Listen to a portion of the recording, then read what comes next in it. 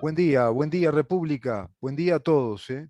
Buen día a cada uno de los oyentes que siguen día a día a esta producción, a esta propuesta periodística, que debo decirlo, me gratifica realmente porque la adhesión se manifiesta cada vez más fiel. Y debo gratificarme porque la adhesión se manifiesta cada vez más fiel. Yo diría que es más profundo el tema, ¿no? Uno se siente gratificado porque esa adhesión es la consecuencia, es el dato emergente de una tarea de vínculo, de relación que vamos desarrollando. En este caso, quien habla, quien lleva adelante esta tarea de enorme responsabilidad, esta tarea periodística, esta tarea incluso de publicar o de extrovertir el pensamiento, el análisis, a través de un prestigiosísimo medio de comunicación como lo es X30 Radio Nacional, y a su vez extender toda esta actividad de análisis en los grandes temas nacionales, y fundamentalmente porque uno está representando un concepto convertido en una institución, Libertas. El concepto tiene que ver con una ciudadanía que se haga cada vez más responsable en cuanto a comprender, a meditar, a estudiar los principios fundamentales que hacen a un Estado de Derecho, una república, a una democracia. Y esos principios fundamentales tienen nombres, son sustantivos universales: libertad, justicia, democracia, república, un sistema, un sistema de convivencia, el Estado de Derecho. Ayer reflexionaba, por ejemplo, que los seres humanos, como somos seres gregarios, como somos seres que necesitamos la interrelación con el prójimo, con el otro, como necesitamos estar en un tejido de relaciones, en un entretejido de relaciones que se hace cada vez más complejo y al cual llamamos sociedad, es evidente que en el curso del tiempo la humanidad se vio obligada a desarrollar, primero a pensar y luego a desarrollar lo que pensó, lo que evaluó, lo que concibió como técnicas, como estrategias de convivencia. Dentro de ese derrotero, que es enorme, que sería digno de cursos, y de hecho lo es, de hecho hay cursos en carreras universitarias que nos explican esto, como por ejemplo la materia Historia de las Ideas, materias como Derecho Romano en Facultad de Derecho, materias como Historia de la Sociedad, historias políticas.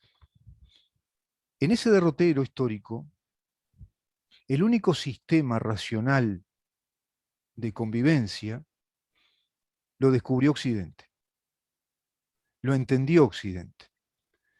Y cuando me refiero a Occidente me refiero a una porción del continente europeo y más particularmente a un grupo de pensadores, de personas que llevaron adelante esa epopeya de desarrollar un pensamiento libertario sobre la base de la racionalidad. Y estamos hablando siglo XIX y siglo XVIII. Desde la Ilustración comienza a afincarse, a afirmarse la idea de que solo se puede desarrollar la sociedad sobre las bases del conocimiento científico y sobre las bases del conocimiento de las leyes que la lógica tiene y nos indica para desarrollar pensamiento metódico, pensamiento sistémico, y a partir de ahí se va viendo una experiencia política que no siempre es tan consciente, sino que forma parte de ese, digamos, ambiente histórico, de ese contexto en el cual impera ya la racionalidad y por supuesto también las pasiones, los apasionamientos, los fanatismos. Todo ello convive porque en la condición humana todo eso está. Pero digamos que prima el concepto racional, por ejemplo, de la separación de poderes, pero que indican un control necesario de los mismos, de un poder al otro, el checks and balance que dicen los sajones o anglosajones, el contralor de los poderes, como se dice en el mundo latino a nivel jurídico, le pouvoir, le potier, es decir, los poderes y las potestades que tienen cada uno de esos poderes del Estado que hacen a la institucionalidad. Y uno va entendiendo al cabo de ciertas lecturas y por supuesto, digamos que a través de la experiencia personal como ciudadano, que lo que nos gobierna en Occidente es, paradigmáticamente o en principio, la institucionalidad. La autoridad, en verdad, es la institucionalidad a través de la ley.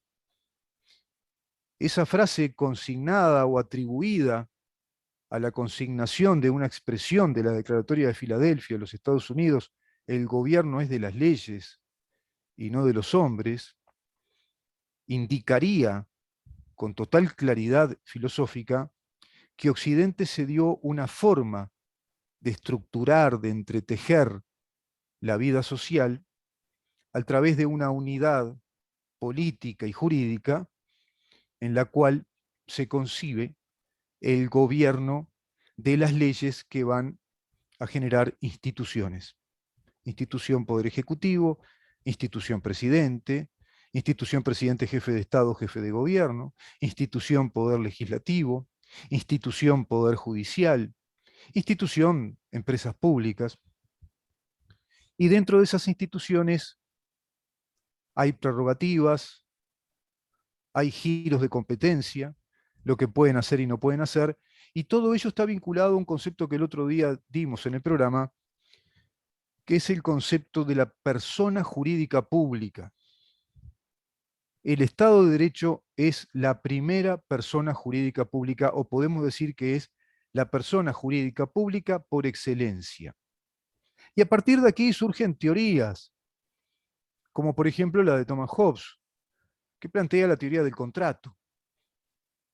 Para que esa persona jurídica asuma existencia, tiene que precederla un contrato, es decir, un convenio, un acuerdo social, un acuerdo de la sociedad, que se convierta en un documento, y ese documento contractual tiene un valor superlativo, es decir, tiene un valor jurídico, un valor institucional que está por encima del resto de las instituciones que se puedan crear a raíz de lo que concibe y consigna ese acuerdo primero, esa llamada Carta Magna o Magna Carta, como así ocurrió, por ejemplo, en la Inglaterra del año 1215, y que se va a perfeccionar esa carta.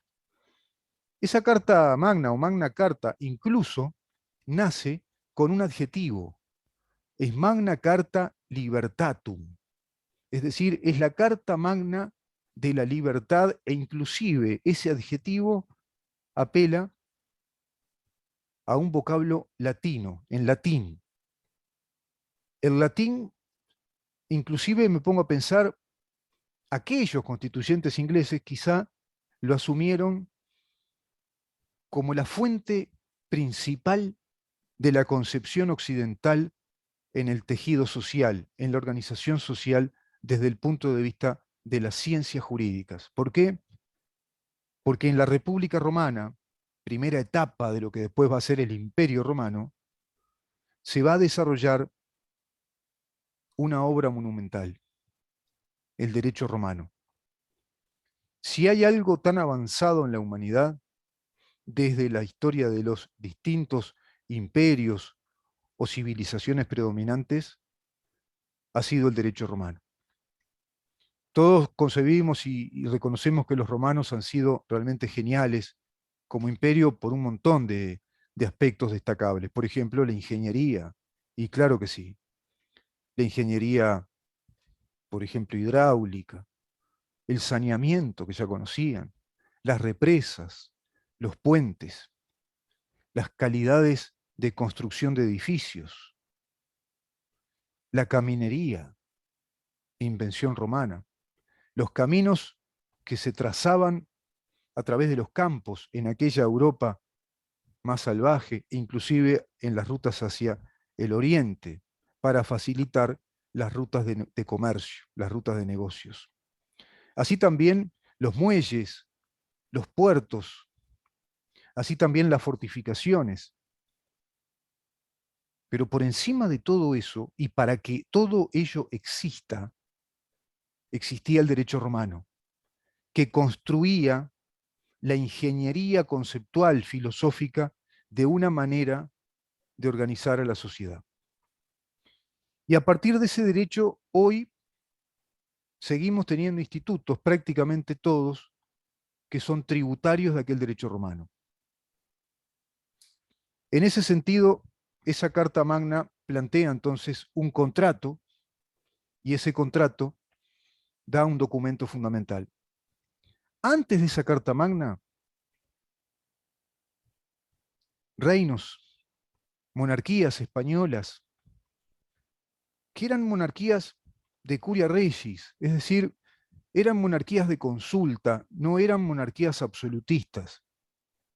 Esas monarquías de consulta también van a establecer los principios o los antecedentes inmediatos de lo que vamos a concebir posteriormente en Occidente como los gobiernos representativos, como el concepto de representatividad y proporcionalidad en la representatividad, es decir, las democracias representativas. Claro que en aquel entonces no, pero me refiero a la decreta o carta de León, del Reino de León, por allá por el año 1188, que va a suscribir, va a firmar el rey Alfonso IX.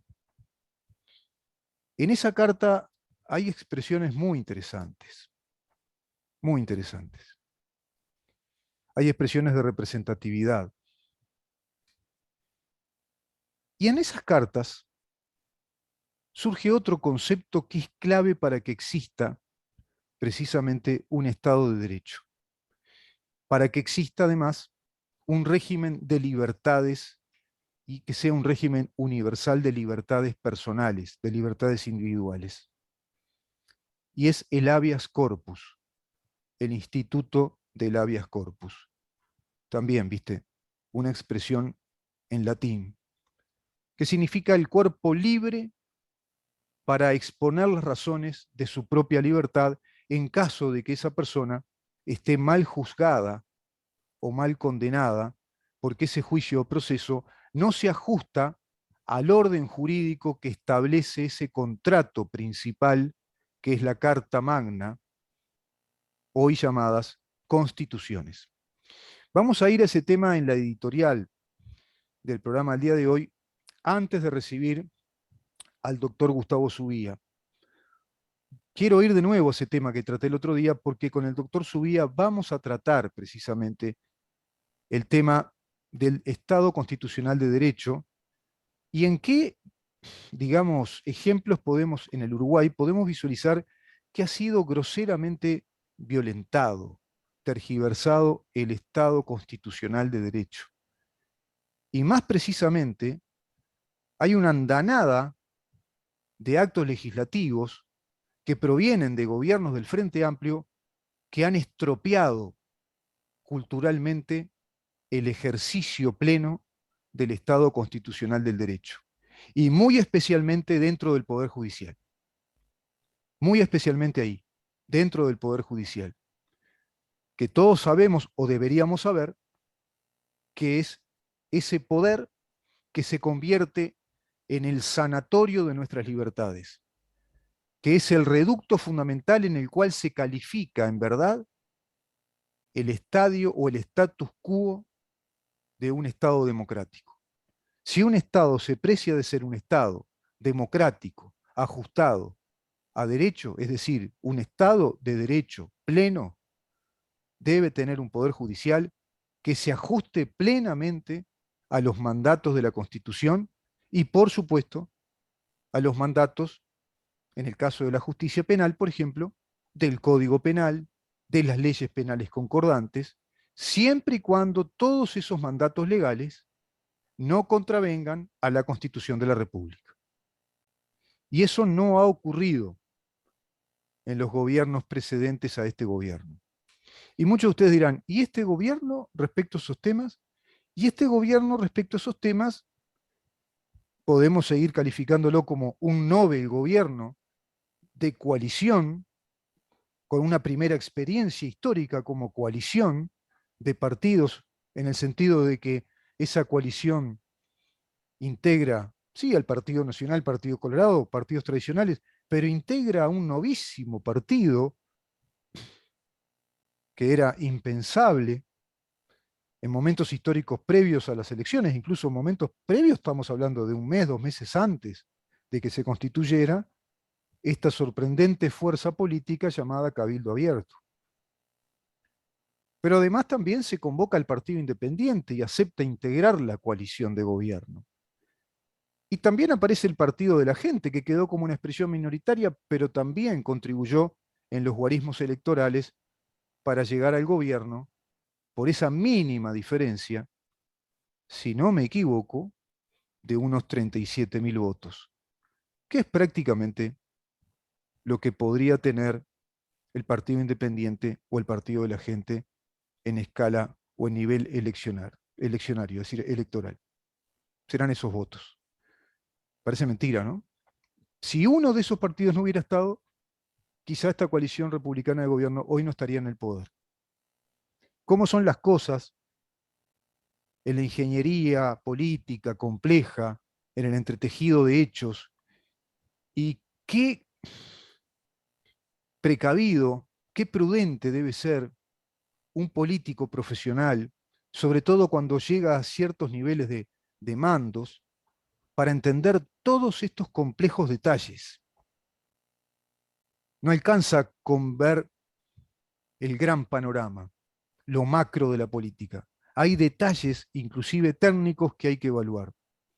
De ahí que escuchemos el trascendido de prensa, como el otro día lo conversábamos con el doctor Álvaro Díaz de Medina, de que el presidente de la República está preocupado porque el Partido Independiente crezca y pueda volcarle a la coalición republicana de gobierno en las próximas elecciones un voto que provenga de la centroizquierda. Quizás sea cierto, quizá no, no lo sabemos, fue un trascendido de prensa. Pero lo cierto es que dentro de este panorama complejo de el occidente que vive de sus instituciones y los uruguayos dentro de esa tradición occidental y un país que por excelencia se muestra precisamente un dilecto hijo de esa concepción democrática liberal, hoy se encuentra con ciertos problemas en la interna de una coalición de gobierno.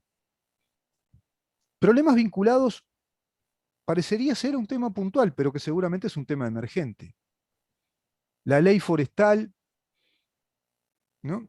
El proyecto de ley forestal que determinaría las zonas exclusivas de forestación, zonas protegidas, a través de un proyecto de Cabildo Abierto que fue rápidamente vetado por el presidente de la República y generó malestar en los cabildantes, fundamentalmente en su líder, el general Manini Ríos, que según también trascendidos de prensa, pero con citas de expresiones suyas, entrecomilladas, y supongo que los colegas que entrecomillan saben muy bien que cuando se cita entre comillas se cita textualmente lo que alguien dijo, se cita a la fuente textualmente. Esa es la salvedad que hay que hacer cuando uno hace un escrito periodístico. El entrecomillado es lo que alguien dijo o lo que se extrae de un libro o de una publicación. Bueno, el general Manín Ríos llega a decir que los que han complicado la coalición de gobierno han sido los blancos y los colorados, porque nunca les hacen caso respecto a proyectos de ley como este. Prácticamente parecían los berrinches de un adolescente enojado porque nunca lo toman en cuenta sus papás, los partidos tradicionales. Ahora bien, no nos podemos quedar solo con eso. Tenemos que ver también que en esa coalición de gobierno hay un perfil determinado, hay votantes, y seguro hay propuestas que Cabildo Abierto le hizo a sus votantes y que de algún modo busca públicamente demostrar que batalla por ellas, que siga adelante con esas propuestas. Pero, digo yo a su vez, en el análisis, sin entender que no son los tiempos políticos para hacerlo, y sobre todo cuando es un hecho ya laudado. Es materia de política de Estado el tema de las empresas forestales vinculadas a las pasteras, a las plantas de celulosa, y generar una señal de esas características parece que no es buena cosa. Pero a su vez el presidente agrega, el presidente de la República, que no es nada bueno que un país comience a legislar zonas de exclusión en las producciones o zonas de exclusiva productividad, porque eso desvaloriza los terrenos, desvaloriza la zona en la que se plantea ese tipo de cosas y genera antecedentes, además, de un Estado entonces que se entromete a ese nivel y comienza a legislar. En ese sentido, el presidente una vez más se manifiesta un hombre de perfil liberal. Dejá la propiedad privada en manos de los privados, te está diciendo para decirlo en criollo. Dejá que los privados hagan lo que quieran hacer y que el territorio uruguayo sea libre en ese sentido y no esté regimentado, reglamentado, planificado, diseñado. Evidentemente, todo esto que estoy diciendo parecería en este menjunje, nos está hablando de que siempre nos está gobernando el comportamiento de las instituciones. Institución Poder Ejecutivo en este caso, institución Coalición Republicana de Gobierno, institución Poder Legislativo, institución partidos políticos. Pero dentro de las instituciones no hay computadoras, ¿eh? No es una cosa abstracta. Son personas que asumen el rol de llevar adelante lo que la Constitución y las leyes dicen, y en ese caso, cuando no están de acuerdo, tendrán que ir a una nueva legislación y transformar situaciones del país. Esa situación de transformación que pretende Cabildo Abierto en materia forestal generó esos resquemores y, si se quiere, esa fractura de opiniones. ¿También se traduce en fractura interna? Bueno, parecería que no. Parecería que no alcanza un episodio de estas características para una fractura así. Y por otro lado surgió un episodio con el diputado, el doctor Eduardo Luz, que trascendió también a la opinión pública, que tiene temas muy delicados que en su momento vamos a tratar en el diálogo que él sostiene en una intimidad de diálogo con uno de sus correligionarios, pero que provienen de su propio movimiento político dentro del Cabildo Abierto, cuando Luz llega a decirle digamos que a su adherente al movimiento de Luz,